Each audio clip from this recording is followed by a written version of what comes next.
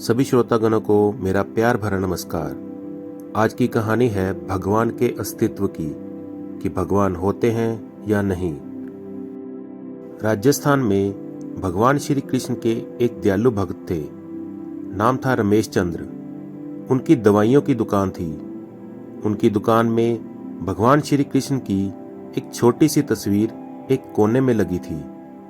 वे जब दुकान खोलते तो साफ सफाई करने के उपरांत हाथ धोकर नित्य भगवान की तस्वीर को साफ करते, धूप इत्यादि दिखाते और फिर बड़ी श्रद्धा से भगवान की प्रार्थना करते। उनका एक पुत्र भी था राकेश, जो अपनी पढ़ाई पूरी करके उनके ही साथ दुकान पर बैठा करता था।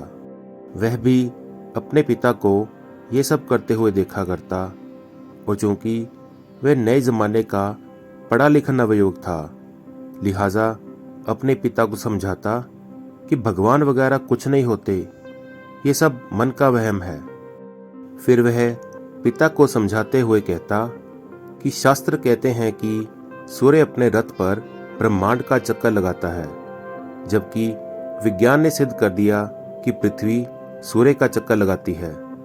इस तरह से रोज विज्ञान के नए नए उदाहरण देता, यह बताने के लिए कि ईश्वर नहीं है। पिता उसको स्नेह भरी दृष्टि से देखते और मुस्कुराकर रह जाते। वे इस विषय पर तर्क वितर्क नहीं करना चाहते थे। समय बीतता गया और अब उसके पिताजी बूढ़े हो गए थे। शायद वे जान गए थे कि अब उनका अंत समय निकट ही आ गया है। अतः एक दिन अपने बेटे से कहा कि बेटा, तुम ईश्वर को मानो या मत मानो, मेरे लिए यही बहुत है कि तुम एक मेहनती, दयालु और सच्चे इंसान हो। परंतु क्या तुम मेरा एक कहना मानोगे? तब बेटे ने कहा, कहीं ना पिताजी, जरूर मानूंगा। तो पिता ने कहा कि बेटा, मेरे जाने के बाद एक तो तुम दुकान में रोज भगवान की इस तस्वीर को साफ करना, और दूसरा, यदि कभी किसी परेशानी में फंस जाओ तो हाथ जोड़कर श्री कृष्ण से अपनी समस्या कह देना। बस मेरा इतना कहना मान लेना। पुत्र ने अपने पिता को स्वीकृति भर दी। कुछ ही दिनों के बाद पिता का देहांत हो गया। समय गुजरता रहा। एक दिन बहुत तेज बारिश पड़ रही थी। राकेश दुकान में दिन भर बैठा रहा और ग्राहकी भी कम हुई। ऊपर से बिजली भी बहुत परेशान कर रही थी। तभी अचानक एक लड़का भीगता हुआ तेजी से आया और बोला, भैया, ये दवाई चाहिए, मेरी माँ बहुत बीमार है। डॉक्टर ने कहा है कि ये दवा तुरंत ही 4 चम्मच यदि पिला दी जाए तो ही माँ बच पाएगी। क्या ये दवाई आपके पास है? राकेश ने पर्चा देखकर तुरंत कहा, हाँ ये है। लड़का बहुत खुश हुआ और कुछ ही समय के लेन देन के उपरांत दवा लेकर चला गया।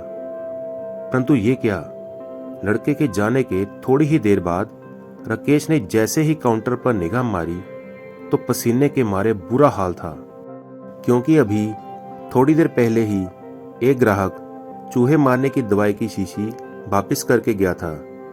लाइट न आने की वजह से राकेश ने शीशी काउंटर पर ही रखी रहने दी कि लाइट आने पर वापस सही जगह पर रख देगा। पर जो लड़का दवाई लेने आया था, वह अपनी शीशी की जगह चूहे मारने की दवाई ले गया, और लड़का पढ़ा लिखा भी नहीं था। हे भगवान, अनायास ही राकेश के मुंह से निकला कि ये तो अनर्थ हो गया।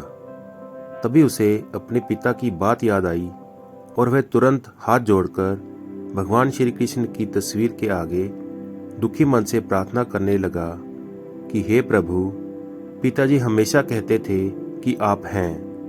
यदि आप सचमुच हैं तो आज ये अनहोनी होने से बचा लो। एक माँ को उसके बेटे द्वारा जहर मत पीने दो प्रभु, मत पीने दो।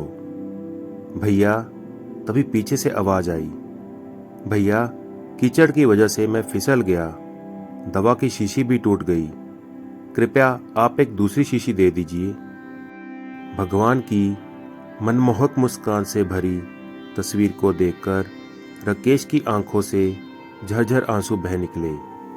प्रेम और भक्ति से भरे हृदय से की गई प्रार्थना कभी अनसुनी नहीं जाती। आज उसके भीतर एक विश्वास जाग गया था कि कोई है जो सृष्टि चला रहा है, जिसे कोई खुदा कहता है तो कोई ईश्वर, कोई सर्वव्यापी कहता है तो कोई परमात्मा। और आज उसके मन के विचार, जो कि भगवान वगैरह कुछ नहीं होते से बदलकर भगवान होते हैं, में तब्दील हो गए। इस कहानी से हमें यह शिक्षा मिलती है कि भगवान पर विश्वास ही वह शक्ति है जो कि एक नास्तिक को आस्तिक में तब्दील कर सकती है। तो दोस्तों, भगवान पर विश्वास की ये कहानी आपको कैसी लगी, प्लीज़ कमेंट करके ज़रूर बताएं। और इस प्रकार की अच्छी अच्छी कहानी सुनने के लिए चैनल को सब्सक्राइब करना ना भूलें। धन्यवाद। जय श्री कृष्ण जी।